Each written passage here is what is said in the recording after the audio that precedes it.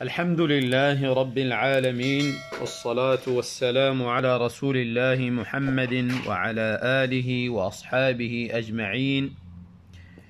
خواهر پرسیدن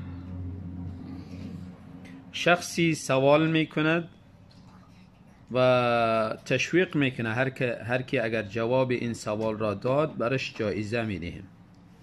پس اگر این شخص جوابی این سوال را داد و این شخص برش جایزه داد، آیا گرفتن جایزه درست است یا خیر؟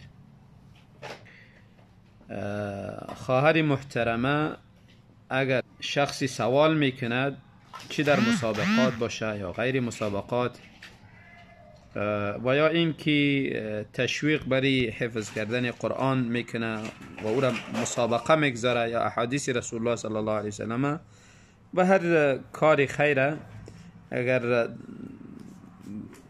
برای از او بالای از او جایزه میگذاره و مشکلی نیست انسان جایزه را بگیره و از او استفاده کنه و این یک نوع تشویق به کار خیر است.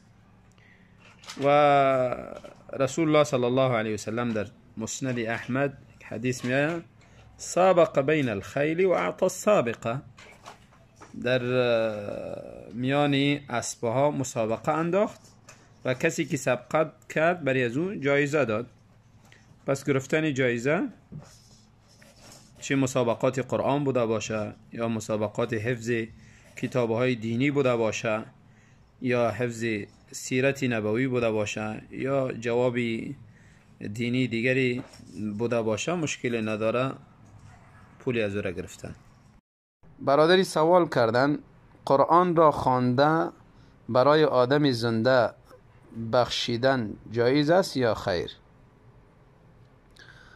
برادری محترم، خواندن قرآن و ثواب آن را برای مرده یا زنده هر کدام بوده باشه چیزی ثابت نیست ای باره و نه کاری بهتر است.